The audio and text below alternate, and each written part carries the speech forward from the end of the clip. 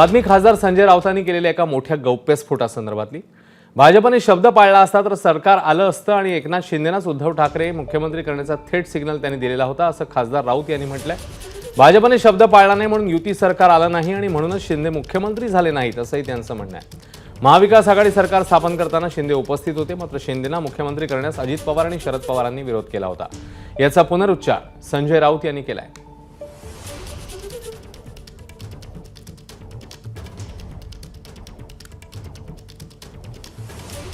अजित पवार व त्यांचे इतर सहकारी ज्यांनी त्यांचा परवा सत्कार केला दिल्लीमध्ये महाजी शिंदे पुरस्कार देऊन, ते स्वतः ज्येष्ठ नेते शरद पवार, या सगळ्यांची भूमिका होती।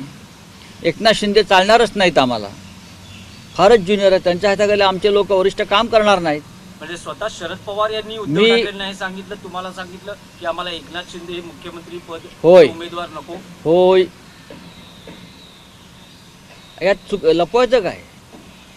तसं नसतं तर विधिमंडळ पक्षाच्या नेतेपदी माननीय उद्धव ठाकरे साहेबांनी एकनाथ शिंदेची निवड होऊच दिली नसती ना भारतीय जनता पक्षावर। मी काय म्हणतो ऐकून घ्या। त्याने जर शब्द पाळला असता आमचा 50-50चा, तर शिंदेच तेव्हा मुख्यमंत्री झाले असते। प्रश्नच येत नव्हता दुसरं कोणाचं नाव असण्याचा किंवा दुसरं कोणाला पुढे आणण्याचा। उद्धव ठाकरे त्या बाबतीमध्ये अत्यंत प्रामाणिक आहेत।